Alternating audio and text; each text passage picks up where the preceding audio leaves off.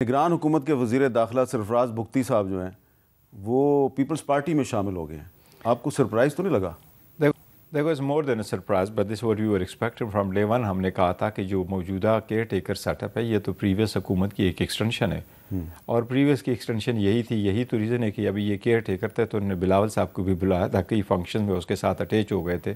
اب election commission نے ایک منسٹر کو جو پہلے بلائے گئے تھے ان کو تو نوٹسز بھیجی تھے, اس کو بھی بھیجنا چاہیے تھا. لیکن لا میں ایک جو پروویژن ہونا چاہیے اور یا الیکشن کمیشن کو ہونا چاہیے کہ the moment you take oath کسی بھی کیئر ٹیکر سیٹ اپ میں تو نہ آپ الیکشن لڑ سکتے, نہ ہی آپ کی جو نیئرسٹ فیملی ہے بیٹے اور بھائی نہ وہ الیکشن لڑ سکتے. ٹھیک ہے, یہ بڑا غلط پروسیس ہے کہ میں چلاؤں اور تب تک میں کنٹینیو کروں جب تک شیڈول نہیں آتا. اچھا اب یہ بتائیں کہ یہ جو میں نے وقفے سے پہلے ایک سوال اٹھایا کہ آج پیپلز پارٹی کا تربت میں ورکرز کنونشن ہوا لیکن تربت شہر میں ایک بلوچ نوجوان مارا گیا, اس پہ احتجاج کرنے والی خواتین تربت سے کوئٹہ گئیں, کوئٹہ سے اب وہ اسلام آباد کی طرف آ رہی ہیں, اس کا پیپلز پارٹی کے کنونشن میں کوئی ذکر نہیں ہوا. مسلم لیگ نون والے بھی ان کا کوئی ذکر نہیں کرتے اور تحریک انصاف بھی کوئی ذکر نہیں کرتی.